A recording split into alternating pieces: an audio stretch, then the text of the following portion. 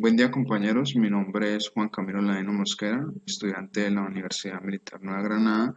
Actualmente curso quinto semestre de Ingeniería Civil y en compañía de Marcos Mejía Cifuentes y Andrés Mauricio Casarramos les venimos a presentar este trabajo práctico perteneciente a la materia o el curso de Mecánica de Suelos. Entonces, este consiste en desarrollar 6 puntos. El primero es revisar el contenido de un estudio de suelos suministrado por el docente y bajo las normas, bajo la norma la NSR 10, analizar si se cumplieron todas las especificaciones eh, que este requiere. Resaltando pues que la NSR 10 utilizada es el título H para estudios geotécnicos. Entonces, aquí vemos que en un estudio de suelos, pues como mínimo debe cumplir todos los numerales del H222, el cual se denomina estudio geotécnico definitivo, según lo que les decía el título H. A nuestro concepto y revisando la información presentada en el estudio o en el informe final, este cuenta con la mayoría de puntos. La mayoría de puntos del numeral, pues son A, B, C, D, E, F, G y H. Eh, a nuestro concepto pues faltaría el punto F, el cual habla de las recomendaciones para la protección de las edificaciones vecinas, eh, puesto que en el informe final no lo observamos o no lo vimos, puesto también pues recalcando que este punto es consideración del especialista, o sea, la norma permite que si el especialista lo ve viable, lo haga, si no, pues no haga ningún comentario pues al respecto. Por lo cual pues puede ser una de las razones por la que no está en este informe final. Entonces, eh, lo que les decía, aquí vemos una imagen, lo cual representa las cargas de las columnas en kilonewton y esta nos sirve para qué?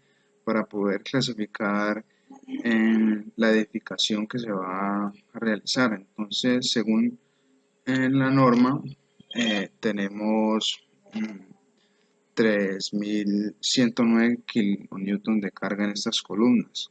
Lo que hicimos fue sumar pues todas las cargas y realizar la respectiva comparación. Entonces, lo que les decía, según la tabla H311, esta se clasifica en una categoría de una unidad de construcción media, que va entre 4 y 10 niveles, puesto que está entre 801 y 4000 kilonewtons. Un estudio de suelos debe tener una información previa, una exploración y un número mínimo de sondeos y de profundidad. Entonces, revisando el estudio de suelos y la información suministrada en el informe final, tenemos la información previa, la cual contiene ubicación del proyecto, características del sitio, la geología, la sismicidad, el clima y demás características del lugar. Así podemos decir que este cumple el parámetro de este capítulo.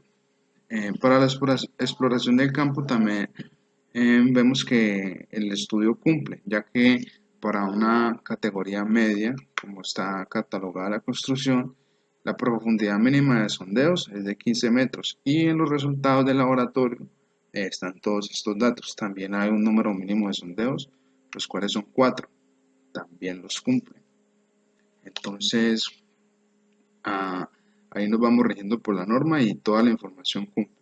Bueno, continuando con la exposición, entonces tenemos el segundo punto. Revisar el perfil estratigráfico propuesto e indique si con base en los registros de perforación es viable obtener dicho perfil. Entonces aquí tenemos el perfil estratigráfico pues propuesto por los que realizaron el estudio de suelos. Para nuestro concepto es viable obtener dicho perfil, ya que este perfil propuesto nos presenta muestras de suelos clasificadas en CL, CH, SC, ML y SM. Y al mirar o comparar los sondeos, vemos que se encuentran diferentes tipos de materiales. Cuando hablamos de estos materiales, estamos hablando, por ejemplo, en el caso de materiales o suelos CL, arcillas inorgánicas de baja o media plasticidad.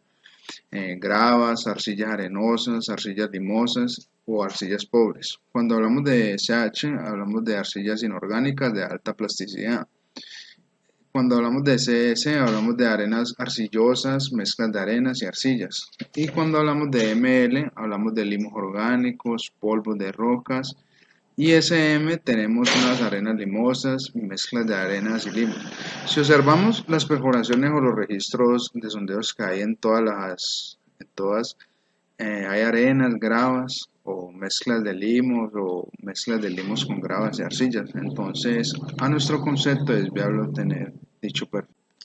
Bueno, siguiendo con nuestro punto 3 del trabajo práctico de mecánica de suelos, tenemos la pregunta que dice: con base en el perfil propuesto en el estudio, verifique si se cuenta con un peso unitario, ángulo de fricción, valor de cohesión y otra información geotécnica relevante para cada estrato presente en el perfil de diseño o perfil promedio propuesto. En caso de no contar con dicha información, intente construir un perfil estratigráfico promedio y asigne valores de parámetros de resistencia necesarios. Tenemos que el numeral 12, perfil geotécnico del estudio de suelos, podemos obtener el perfil utilizado para los posteriores cálculos y diseño.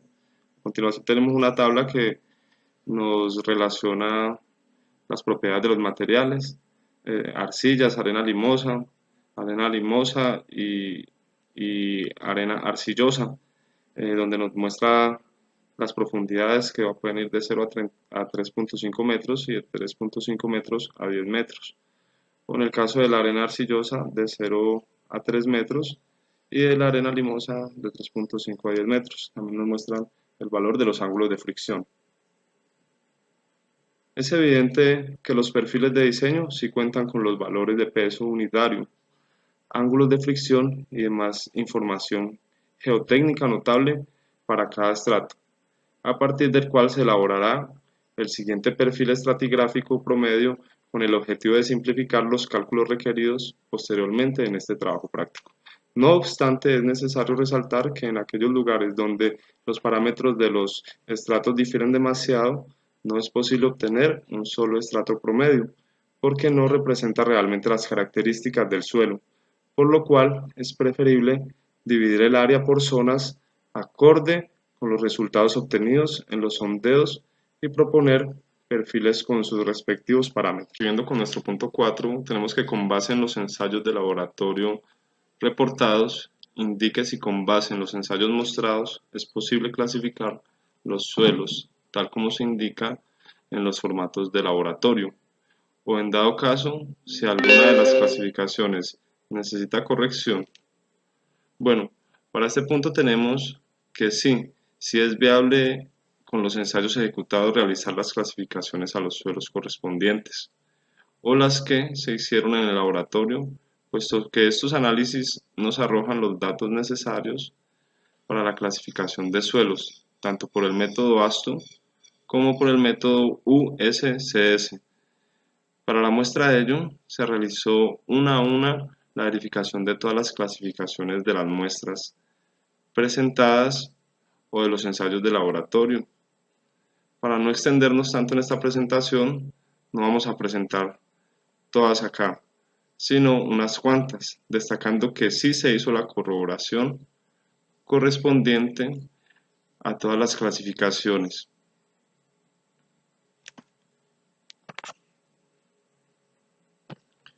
A continuación podemos ver este cuadro que nos relaciona las propiedades, ¿sí?, de la clasificación de las muestras, donde tenemos un límite líquido de 29, un límite plástico y un índice de plasticidad de 10. Aquí podemos ver los números de tamices, el número 10, el número 40, el número 200 y el porcentaje retenido y los porcentajes que pasan en cada uno de ellos.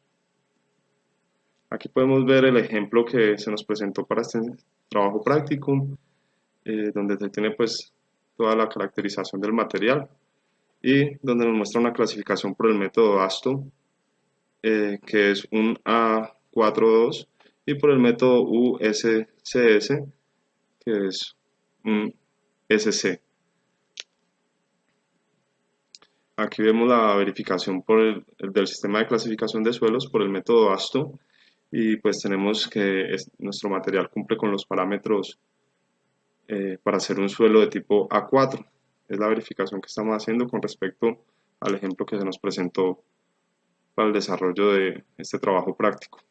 Entonces podemos decir que sí cumple y que está dentro de los A4.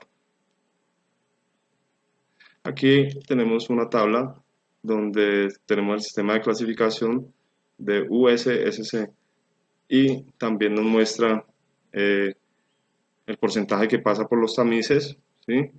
El porcentaje retenido, el tamiz número 4, el coeficiente de uniformidad y el coeficiente de curvatura. En este caso tenemos que, según esta clasificación, este método, tenemos que F es menor al 50%, o sea, lo que pasó por el tamiz número 200 es menor al 50%, es un suelo grueso. En F1 es menor o igual al 50%, que es el porcentaje retenido en el tamiz número 4, nos muestra que es una arena. Y tenemos también que el 12% es menor a F en el tema de la plasticidad. Entonces esto lo que nos muestra es que es un suelo fino y que está dentro de la clasificación SC y SM de este método. Pregunta 5. Con base en los parámetros obtenidos del perfil estratigráfico promedio y de los ensayos de laboratorio o de los datos supuestos, determine la variación del esfuerzo efectivo vertical y horizontal y de la presión de poros con respecto a la profundidad. Entonces, al esfuerzo vertical efectivo, tenemos que el esfuerzo vertical efectivo es igual al esfuerzo vertical total menos la presión de los poros. Dado que no hay nivel freático, entonces tenemos que la presión de poros es igual a 0. Por lo tanto, el esfuerzo vertical efectivo es igual al esfuerzo vertical total. Para el estrato de arcilla, H igual a 2.5 metros para una profundidad de 3 metros. Entonces tenemos la fórmula de esfuerzo vertical efectivo, es igual entonces, reemplazando a 2.5 metros por 20 kilonewtons por metro cúbico, es igual a 50 kilopascales. Para el estrato de arena limosa tenemos H igual a 9 metros para una profundidad de 12 metros. Que el esfuerzo vertical efectivo es igual a 50 kilopascales más el esfuerzo más 9 metros por 18 kilonewtons por metro cúbico. Entonces el esfuerzo vertical total es igual a 212 kilopascales. Tenemos la gráfica de esfuerzo efectivo vertical por la profundidad. Y entonces decimos que el esfuerzo horizontal efectivo es, tenemos que el esfuerzo horizontal efectivo es igual a K sub 0 por el esfuerzo vertical total, donde K sub 0 es igual a 1 menos el seno del ángulo de fricción. El estrato de arcilla, por ser estrato de arcilla, tenemos que el ángulo de fricción es igual a 0 para una profundidad de 3 metros. Entonces, K sub 0 es igual a 1 menos seno de 0 grados, que es el ángulo, esto es igual a 1. Por lo tanto, el esfuerzo vertical total es igual a 50 kilopascales. Y el esfuerzo horizontal efectivo es igual a 1 por 50 kilopascales, o sea, 50 kilopascales. Para la arcilla, para la arena limosa, tenemos un ángulo de fricción de 15 grados en una profundidad de 3 metros. Entonces, K sub 0 es igual a 1 menos seno de 15 grados, que es el ángulo de fricción. Eso nos da 0,741. Entonces, el esfuerzo vertical total es igual a 50 kilopascales y el esfuerzo horizontal efectivo es igual a 0,741, reemplazando por 5 kilopascales, esto es igual a 43,73 kilopascales. Y para 12 metros tenemos lo mismo, reemplazamos, ¿sí? Y obtenemos que el esfuerzo horizontal efectivo es de 157,13 kilopascales. Tenemos la gráfica de esfuerzo efectivo horizontal versus la profundidad, ¿sí? Para 12 metros y para 2,5 metros de profundidad.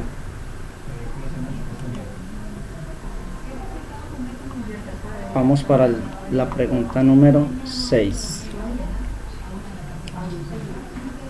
Y dice así: determine la profundidad máxima hasta la que le generaría un incremento del 10% de esfuerzo si se dispone que una zapata sobre este perfil con una presión media de 100 kN por metro cuadrado.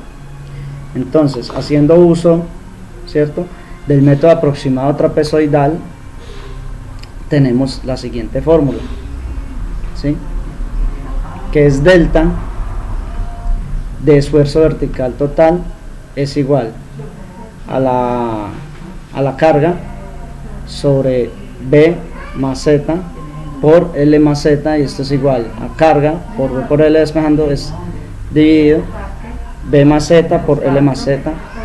Esta es la ecuación 1 que vamos a reemplazar. Si las dimensiones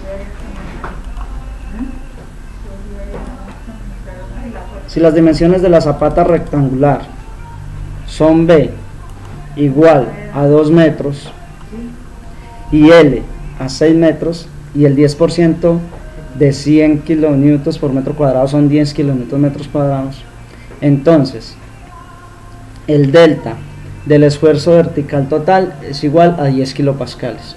Entonces, reemplazando en la ecuación 1, tenemos que 10 kilopascales es igual